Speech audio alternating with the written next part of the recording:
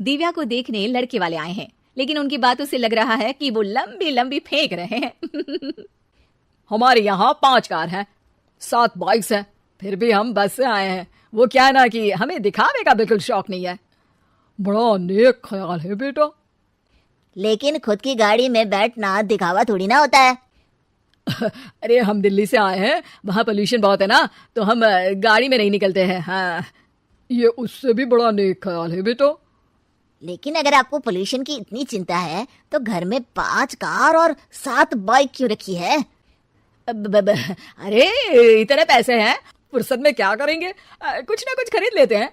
अभी पिछले ही हफ्ते एक हेलीकॉप्टर खरीदने का सोच रहा था। तो क्यों नहीं खरीदा? अरे उसके पंखे हवा ज्यादा देते हैं, हमारी माँ को ठंड बहुत लगती है ना, अब बुजुर्गों का ध्यान रखना पड़ता है ना। अरे वाह वाह, ये तो बहुत बड़ा ऊंचा और नेक ख्याल है। हम कैसे मान ले कि ये लोग झूठ नहीं बोल रहे हैं? अरे हमारा परिवार झूठ नहीं बोलता। दिल्ली शहर में किसी से भी पूछ लीजिएगा, हमारे बेटे का बड़े लोगों में उठना बैठना है। हाँ। अरे छोटो चुप रह, इतने बड़े लोग हैं, झूठ क्यों बोलेंगे? हमारी फैक्ट्री है, और ऐसी फैक्ट्री कि यहाँ ग्राहक आया, इधर सामान बनाया जल्दी जल्दी, और हम हर काम ना जल्दी करते हैं। हाँ वही तो, तब जल्दी जल्दी अपनी बेटी का हाथ हमारे बेटे के हाथ में दे दीजिए। दिव्या के पिताजी दिव्या के भाई छोटू की एक भी बात न मानते हुए दिव्या की शादी दिल्ली के इस फेंकू परिवार में करवा देते हैं। जब दिव्या ससुराल पहुंचती है तब, आपकी कार्स और बाइक्स कहाँ है? मुझे बाहर जाना था किसी काम से। कार और बाइक्स? कौन सी कार और बाइक्स? अरे जब आप मुझे देखने आए थे तो कहा था ना कि आपके यहाँ 5 कार्स हैं और 7 बाइक्स हैं। हाँ हाँ, उस दिन थी, आज नहीं है। है? आज कहाँ गई? अरे जिनकी थी वो ले गए। मतलब वो आपकी नहीं थी? आपने तो कहा था हमारे घर पर है। हाँ घर पर थी, बाबूजी का एक पार्ट टाइम काम है कार और बाइक धोने का। उस दिन घर पे 5 कार और 7 बाइक्स थी तो बोल दिया था। अरे झूठ थोड़ी ना बोला है, जैसा था वैसा बोल दिया। और वो हेलीकॉप्टर खरीदने वाली बात, वो झूठ थी क्या? अरे बिल्कुल नहीं, शहर में एक नई कंपनी आई है पंखे की, जिसके पंखे बड़े हैं, कंपनी का नाम हेलीकॉप्टर रखा है। जब लेने गए तो हवा बहुत तेज फेंक रहा था, तो माँ ने बोला ठंडी लगेगी बेटा। वैसे भी दिल्ली में ठंड ज्यादा होती है ना। झूठ कहाँ बोला मैंने, जैसा था वैसा बोल दिया। हे भगवान! और वो फैक्ट्री वाली बात, इधर ग्राहक आया उधर सामान तैयार।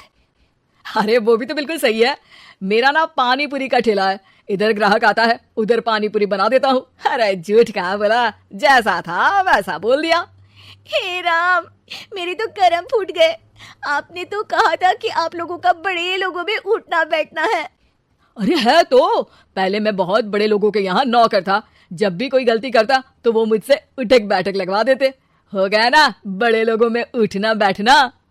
दिव्या अपने साथ हुए धोखे पर रोने लगती है और ठान लेती है कि वो ससुराल वालों को लाइन पर लाकर ही रहेगी और उनकी ये झूठ बोलने वाली आदत छुड़वा कर रहेगी।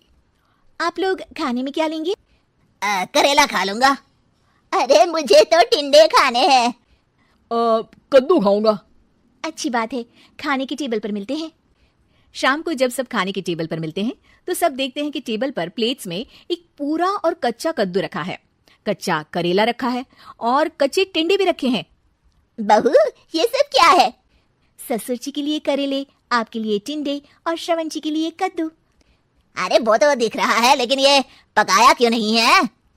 आप लोगों ने पकाने को तो नहीं कहा था, बस मैंने पूछा था क्या खाएंगे, तो आपने ये कहा था कि करेले, टिंडे और कद्दू खाने वाले हैं। ये क्या मजाक है दिव्या, तुम झूठ बोल रही हो। अरे मजाक कहाँ है, आपने कहा कद्दू खाएंगे तो खाइए, ऐसी थोड़ी ना कहा था कि पका हुआ खाएंगे।